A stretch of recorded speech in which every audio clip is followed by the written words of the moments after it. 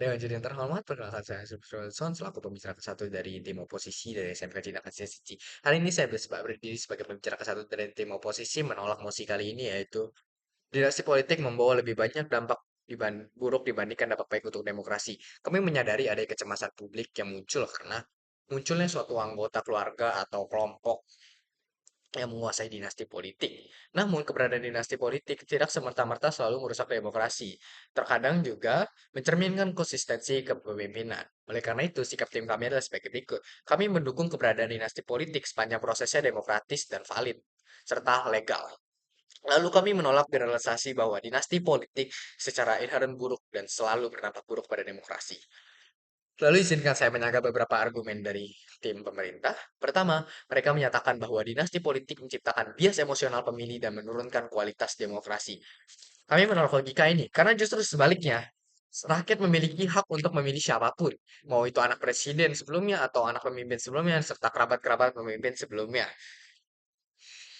Bukan karena buta, tapi karena mereka mengasosiasikan rekam jejak pemimpin sebelumnya dan percaya terhadap penerusnya. Apakah ini salah? Tentu tidak, karena ini adalah manifesti kedaulatan rakyat. Demokrasi bukan hanya tentang pilihan objektif, tapi juga hak untuk memilih secara bebas. Semua orang bebas untuk hak dipilih dan memilih. Tidak ada paksaan atau manipulasi, maka hal tersebut valid dan sah. Lalu bagaimana dengan kasus-kasus seperti Inggris yang pemimpinnya sudah pasti dipilih? Faktanya, rakyat Inggris dapat menggeser dinasti tersebut jika mereka mau. Jika dinasti tersebut bersifat negatif, maka rakyat Inggris dapat bergerak untuk menurunkan dinasti tersebut.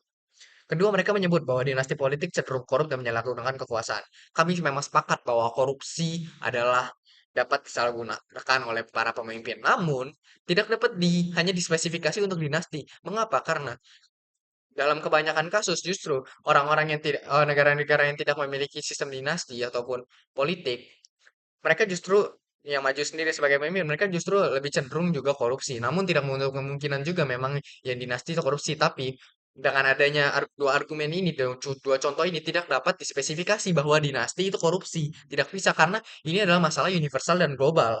Yang ketiga, mereka mengatakan bahwa dinasti politik menguasai semua lembaga dan melemahkan check and balance yaitu legislatif, yudikatif, dan eksekutif. Ini adalah kekhawatiran yang valid dan kami mengerti.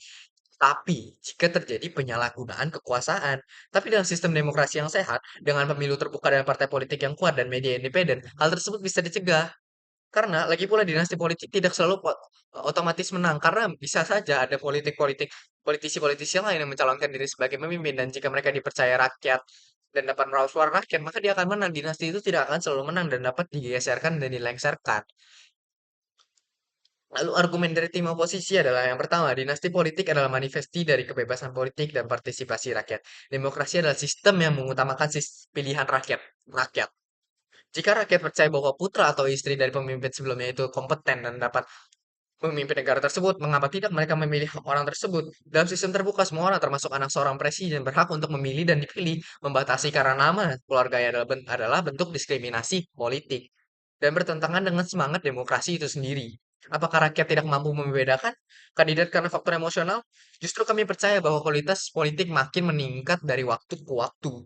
Mereka tidak lagi memilih hanya karena nama, namun mereka melihat akuntabilitas dan juga integrasi dari pemimpin yang akan mereka pilih tersebut. Apakah orang tersebut akan membawa dampak positif bagi negara mereka atau tidak? Faktanya di negara-negara demokratis seperti itu, meskipun negara tersebut menetapkan sistem dinasti. Dan argumen kedua adalah dinasti politik menjamin stabilitas kontinuitas kebijakan dan perencanaan jangka panjang. Salah satu tantangan dalam demokrasi adalah ketidaksinambungan kebijakan antar pemerintahan yang berganti. Setiap 5 tahun kebijakan bisa berubah jika di Indonesia misalnya contohnya. Namun dengan keberlanjutan politik dalam keluarga, proyek besar nasional dilanjutkan, tidak akan ada proyek yang mangkrak dan juga program jangka panjang tidak dibatalkan. Akan lebih banyak hal-hal program kerja yang dapat ditingkatkan dan terus-menerus membuat negara itu berkembang. Dan transisi kekuasaan tentunya akan berlangsung secara damai. Saya tidak bicara tentang soal kekuasaan absolut, tapi soal kesinambungan relasi politik dan pembangunan yang memungkinkan suatu negara untuk fokus bekerja bukan terus-menerus mengganti hal-hal ke program kerja ataupun proyek-proyek besar yang justru akan merugikan negara. Karena kebanyakan jika suatu pemimpin digantikan oleh lawan politiknya sendiri, maka proyek-proyek besar yang sudah menghabiskan banyak anggaran negara akan dihentikan. Argumen ketiga dari tim oposisi adalah dinasti politik bisa menjadi standar baru profesionalisme politik. Banyak tokoh politik justru Banyak tokoh dinasti politik justru berprestasi, terpelajar dan disiapkan sejak muda untuk memimpin suatu negara. Karena berbeda dengan calon-calon politisi yang lain yang mungkin saja mereka muncul tanpa rekam jejak dan tidak terlalu mengerti tentang politik. Beda dengan orang-orang yang berasal dari dinasti politik, mereka sudah mengerti tentang etika politik. Misalnya Megawati Soekarno Putri dari Indonesia yang sudah sukses memimpin suatu negara. Lalu, majelis yang terhormat, tim pemerintah hari ini menggambarkan dunia seolah-olah semua dinasti adalah ancaman. Semua dinasti adalah ancaman. Namun kenyataannya lebih kompleks. Kenapa? Karena kami menolak mosi ini, dinasti politik adalah wujud kebebasan dan partisipasi politik rakyat. Ia bisa menghadirkan stabilitas dan konstitusi kebijakan. Ia juga bukanlah penghambat demokrasi, melainkan bagian dari dinamika politik modern. Demokrasi yang sehat bukan yang melarang berdasarkan nama keluarga, tapi yang menjamin setiap warga siapapun dia berhak memilih ataupun dikritik.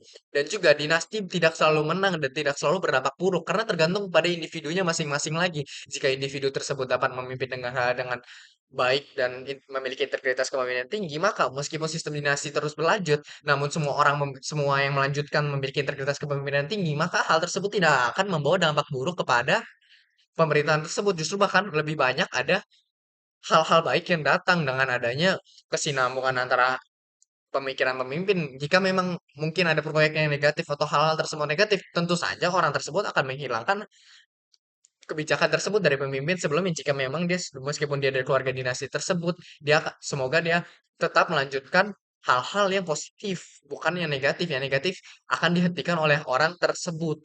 Oleh karena itu, sekali lagi dinasti tidak akan selalu berdampak buruk. Maka dari itu tim oposisi dengan ini menolak mosi perdebatan kali ini. Saya pembicara ke satu, terima kasih.